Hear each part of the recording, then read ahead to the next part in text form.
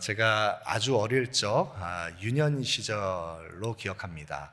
한 장의 사진이 오랜 시간 제 마음속에 기억되는 사진 한 장이 있는데, 이 사진은 제가 어릴 적 온 가족이 함께 모여서, 일가 친척들이 다 함께 모여서, 저희 아버지 형제께서 구남매신데 그 구남매 모두가 자녀손들이 다 모여서 사랑하는 증조 할머니 그리고 할아버지 할머니 이렇게 모시고 온 가족들이 함께 찍은 그 사진 한 장, 그 사진이 참 오랜 시간 제 마음속에 남아 있습니다. 그런데 그 사진 속에 찰나의 그 셔터를 누르는 그 한 장의 한 컷 사진이 그 사진 속에 담겨져 있지만, 사실은 그 사진 속에 유년 시절에 제가 그 사진 속에 어린 그 모습으로 남아있지만, 그 이미지이지만, 그 이후에 어떤 시간들이 펼쳐질지, 그 인생 가운데 어떤 장면 스토리들이 이어질지, 또 그 어르신들 한 분 한 분의 얼굴 속에 담겨져 있는 그 이미지, 그 이면에 지나온 모든 인생의 그 시간들이 어떤 그 아픈 인생의 질곡을 지나오면서 그렇게 한 장면 한 장면 그 인생의 사건들을 지나왔을지, 이후에도 어떤 시간들을 지나갔을지, 그 사진 한 장으로는 우리가 다 그 인생을 담아낼 수 없습니다. 마찬가지로 아브라함과 다윗의 자손 예수 그리스도의 계보라, 이 마태복음 1장의 그리스도의 계보 속에 그 족보 가운데 한 명 한 명의 그 인물들, 그 속에 숨겨져 있는 아브라함이 이삭을 낳고 이삭이 야곱을 낳고 누가 누구를 낳고 또 낳고, 이 모든 그리스도에게까지 이어지기까지의 모든 인생 그 한 사람 한 사람이, 오늘 우리는 기록된 활자로 그 이름 한 토막을 보지만, 사실은 이 인생들은 하나님께서 주목하시는 하나님의 구원 경륜 가운데 하나님께서 귀한 하나님 구원 역사의 한 도구로 사용하신 귀한 인생들입니다. 여러분, 그런데 이 아브라함과 다윗의 자손 예수 그리스도의 계보 속에 숨겨져 있는 이 모든 인생들, 이 인생들을 우리가 면밀히 살펴보면 그 인생들은 모두 다 허물과 죄로 죽었던 인생들입니다. 흑암의 권세 가운데 사망의 그늘 아래에서 고통 속에 신음하던 영혼들입니다. 그래서 그 인생 가운데 굴곡진 그 모든 인생의 그 배경 스토리, 그 속에 숨겨져 있는 죄로 얼룩진 그 인생사, 그래서 끊임없이 계속해서 혈통을 이어오고 인생과 인생이 잇닿아서 세대가 세대를 잇는 그런 계보를, 그 족보를 이루었지만, 그 흑암의 권세 아래에서 신음하던 그들에게 참 빛이 그 인생 가운데 찾아오셨습니다. 흑암 속에서 절망하던 그 인생들에게 참된 소망으로 오신 예수 그리스도. 그런데 그리스도께서 이 땅에 오시기까지 절망 속에서 신음하던 그 인생들, 그 비천한 인생들을 하나님께서 어떻게 그리스도의 이 땅에 다시 오심을, 하나님께서 계획하신 구원 경륜을 이루시기까지 이 한 명 한 명을 사용하시는지, 오늘 그 계보를 마태는 우리에게 증거하고 있는 것입니다. 여러분, 예수 그리스도의 계보 가운데 절대 족보에는 들어가서는 안 되는 여인들의 이름이 나옵니다. 이 마태의 이 족보 속에는 예수 그리스도의 계보 가운데는 5명의 여인들의 이름이 나오는데, 그 5명의 여인들의 이름 가운데 첫 번째는 수치스러운 이름인 다말을 여기 기록해 놓았습니다. 마태복음 1장 3절에 보시면, 유다는 다말에게서 베레스와 세라를 낳고, 다말은 시아버지와 함께 부적절한 관계를 맺어서 계보를 이었던 그런 비천한 여인이었습니다. 철저하게 이 다말이라고 하는 여인은 파산한 인생을 살았던 그런 여인입니다. 부도덕한 인생이었지만, 그러나 그렇게 절망 속에 있는 이 여인을 하나님께서는 그 다말의 고엘이 되셔서 담보물이 되셔서 다말을 하나님의 긍휼과 선하심으로 은혜로 보호하시는 하나님의 은혜가 미친 하나님의 그 긍휼의 사랑이 그리스도를 예표하는 고엘, 담보물이 되어주심을 증거했던 여인, 그가 바로 다말입니다. 그 다음으로 마태복음 1장 5절에 보시면 살몬은 라합에게서 보아스를 낳고 보아스는 룻에게서 오벳을 낳고, 라합과 룻이 나오는데 이 라합과 룻은 철저하게 이 유대 사회에 있어서 이스라엘의 관점에서 보았을 때는 철저하게 이스라엘 경계 밖에 있었던 이방 여인들이었습니다. 아무도 주목하지 않는 이 비천하고 비루한 소외된 여인들, 이 여인들을 통해서 하나님의 구원 역사가 성취됐습니다. 더불어서 마태복음 1장 6절 말씀에 다윗은 우리아의 아내에게서 솔로몬을 낳고, 여러분 성경은 다윗의 수치를 고발합니다.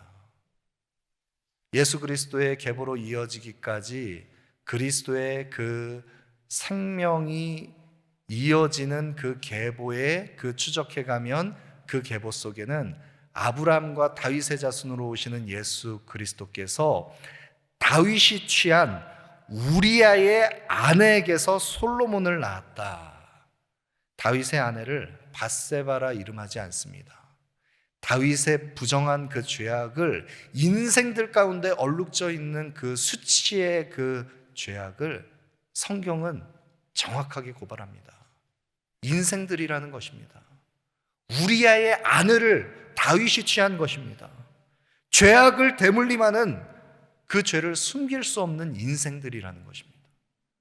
그 인생들 가운데 오늘 본문 16절에 야곱은 마리아의 남편 요셉을 낳았으니 마리아에게서 그리스도라 칭하는 예수가 나시니라. 예수 그리스도께서 이 땅에 찾아오셨습니다. 여러분, 그런데 이 예수 그리스도의 이 땅에 나심을 오늘 본문 16절에는 정확하게 어떻게 이 예수 그리스도의 나심을 묘사하고 있냐면, 야곱은 마리아의 남편 요셉을 낳았다. 야곱은 예수 그리스도의 그 아버지인 요셉의 아버지를 지칭합니다. 그런데 이 요셉의 아버지인 야곱이 마리아의 남편 요셉을 낳았는데, 앞선 족보를 보시면 이 아브라함과 다윗의 자손 예수 그리스도의 계보의 모든 계보는 아브라함이 이삭을 낳고 이삭이 야곱을 낳고 아버지를 통해서, 아버지에게서 생명이, 혈통이 계속해서 출생하는 그 씨가 아버지에게서 그 육신의 혈통이 이어지는 것을 성경은 증거했습니다. 여러분, 그런데 그 출생하게 하는 주체가 육신의 부모인 아버지에게서 그 혈통이 이어지는 것을 성경이 앞선 계보에서 말씀했는데, 예수 그리스도의 나심은 요셉의 아버지인 야곱은 요셉을 낳았지만 요셉에게서 예수 그리스도가 나셨다라고 성경은 묘사하지 않고 마리아에게서 그리스도라 칭하는 예수가 나시니라. 마리아에게서 예수가 나신 것입니다. 육신의 혈통을, 그 죄를 대물림하는 혈통을 잇는 것이 아닙니다. 그리고 그 예수를 낳은 주체도 마리아가 아니라 마리아에게서 그리스도라 칭하는 예수가 나시니라 라고 할 때 여기에 낳았다, 나시니라, 이 동사가 정확하게 수동태로 되어 있습니다. 마리아가 생명을 잉태해서 낳은 것이 아니라 한 주체가 마리아에게 그 생명을 잉태하도록 마리아는 그 예수를 낳아지게 된 것입니다. 여러분, 이것이 성경이 예수 그리스도의 나심을 우리에게 증거하는 것입니다. 예수 그리스도의 나심을 더욱 구체적으로 설명하는 18절 말씀을 보시면, 예수 그리스도의 나심은 이러하니라. 예수 그리스도의 나심, 탄생이 어떻게 이루어졌는가? 그의 어머니 마리아가 요셉과 약혼하고 동거하기 전에 성령으로 잉태된 것이 나타났더니. 마리아에게서 그리스도라 칭하는 예수가 나셨는데, 예수 그리스도는 마리아와 요셉이 약혼하고 동거하기 전에, 마리아가 남자를 알기 전에 성령으로 잉태하셨다. 여러분, 이것이 성경이 예수 그리스도의 나심을 증거하는 대목입니다. 마리아와 요셉은 약혼했습니다. 이 약혼은 오늘날 우리가 이해하고 있는 이 약혼의 개념과는 조금 다른, 더 엄밀하게 얘기하면 정혼이라고 할 수 있습니다. 법적으로는 부부의 효력을 갖는 것입니다.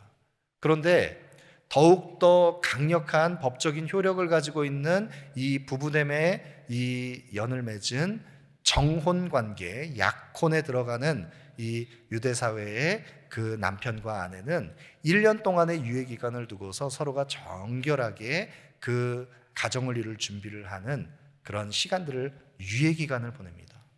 그런데 거룩한 신부로, 순결한 신랑으로, 법적으로는 부부이지만 그렇게 서로가 정결하게 서로를 지키는 이 정혼 기간에 요셉과 마리아가 정혼한, 약혼한 이후에 동거하기 전에, 마리아가 남자를 알기 전에 성령으로 잉태하셔서 그리스도께서 이 땅에 오셨다.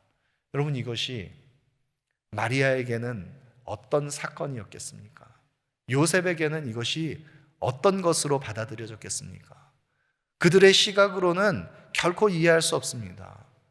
그들의 계획 안에서 예측할 수 없는 문제가 생긴 것입니다.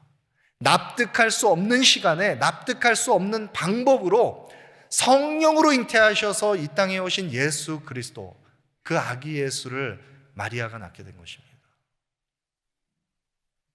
성경이 말씀하는 이 동정녀 마리아의 예수를 잉태한 사건, 이것은 마리아에게도 요셉에게도 결코 용납할 수 없는, 납득될 수 없는, 그런 이해되지 않는 시간에 그들이 받아들일 수 없는, 납득할 수 없는 방법으로 그리스도의 구원이, 하나님의 구원 경륜이 성취되었다. 성경이 우리에게 말씀하고 있는 것입니다. 여러분, 예수 그리스도의 이 땅에 오심은 동정녀 탄생으로 그리스도께서 마리아의 몸을 통해서 성령으로 잉태하셔서 이 땅에 오신 것은 하나님의 가장 완전한 시간에 하나님의 가장 완전한 구원 계획을 성취하시기 위한 하나님의 역사인 것입니다. 여러분, 우리가 오늘 아브라함과 다윗의 자손 예수 그리스도의 그 계보를 다, 그 계보 속에 나온 그 족보 속의 인물 하나하나를 다 살펴보진 않았습니다. 그런데 이 계보 속에, 그리스도의 계보 속에 아브라함이 이삭을 낳고 이삭이 야곱을 낳고 계속해서 예수 그리스도까지 이어지는 이 모든 이 족보를 추적해 보면 오늘 본문 17절 말씀에 그런즉 모든 대수가 아브라함부터 다윗까지 14대요, 다윗부터 바벨론으로 사로잡혀갈 때까지가 14대요, 바벨론으로 사로잡혀간 후부터 그리스도까지가 14대더라. 이 계보, 이 세대를 14대, 그 한 세대 14대로 구분한 세대를 14대, 14대, 14대 구분해서 이 14를 3번 반복하는 그 계보를 오늘 우리에게 말씀하고 있습니다. 여러분, 이것은 당시에 1세기에 유행했었던 게마트리아라고 하는 그 수의 의미를 부여해서 숫자 값으로 상징적인 의미를 전달하는 문학적인 표현 방법을 사용한 것인데, 이런 상징적인 표기를 통해서 예수 그리스도께서 이 땅에 오신 그 하나님의 구원 계획이 완전수를 의미하는 7을 고불한 14, 그 14대가 3번 반복되는 완전한 충족을 이룬 그 수대로 하나님의 충만한 시간, 하나님의 완전한 하나님의 시간에 이 게마트리아라고 하는 이 셈에 의해서 이 계보를 우리가 연구를 하면 다 다윗의 이름에 자음을 따서 숫자 값을 더한 것이 바로 또 14인 것을 알 수가 있습니다.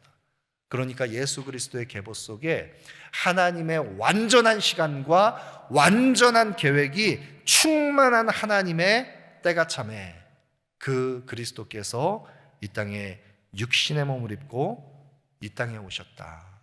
이것이 바로 아브라함과 다윗의 자손 예수 그리스도의 계보 속에 숨겨져 있는 비밀인 것입니다. 하나님의 때가 참에 그리스도께서는 하나님의 완전한 시간에 하나님의 완전한 계획 안에서 구원의 언약을 성취하시기 위해서 동정녀 몸을 입고 예수 그리스도 성령으로 잉태하셔서 완전하신 하나님께서 완전한 사람으로 종의 형체를 입고 이 땅에 오신 것입니다. 대속물이 되시기 위해서, 제물이 되시기 위해서 그리스도께서 성육신하셨습니다. 여러분, 이 완전하신 하나님의 구원 경륜, 이것은 저와 여러분 우리들의 삶 가운데에도 동일하게 적용되는 것입니다. 하나님의 구원 계획은 하나님의 가장 정확한 시간에 가장 완전한 하나님의 계획 속에 그리스도께서는 저와 여러분 우리를 찾아오셨습니다. 그리스도를 인격적으로 만나고 고백한 그 은혜의 복음에 반응했던 하나님의 구원이 성취된 사건, 그 하나님의 구원 역사는 하나님의 가장 정확한 시간에 가장 완전하신 계획으로 하나님께서는 말씀이신 그리스도, 그 그리스도께서 저와 여러분 우리를 찾아오셨습니다.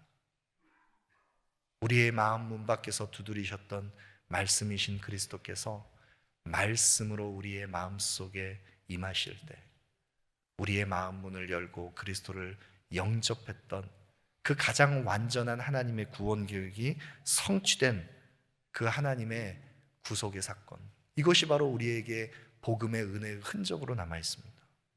그래서 우리 인생들은 예수 그리스도의 그 완전한 구원이 변함없이 우리의 삶 가운데에도 지금도 계속해서 성취되고 있음을, 이미 완성된 그 구원이 구원의 영광을 최종적으로 성취하기까지 아직 완성되지 않은 하나님의 나라가 우리의 삶을 통해서 이루어지고 있다는 것을 우리가 깨닫는다면 우리의 인생 속에 어떠한 우리가 납득할 수 없는, 이해되지 않는 우리 인생의 시간과 우리의 인생의 어떤 문제들도 하나님의 정확한 시간과 계획 안에서 지금도 그 구원이 아름답게 이루어지고 있다는 것, 그것을 우리 인생 속에서 배우는 것입니다.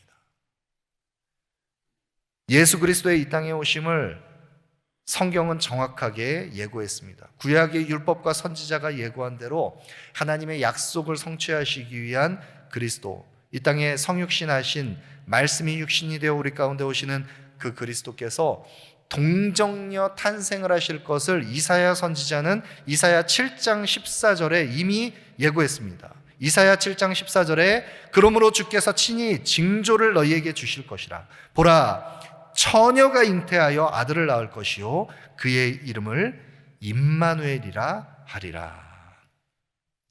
이사야 선지자가 아하스 왕에게 전한 이 메시지, 그 속에 이미 메시아 탄생을 예고했습니다.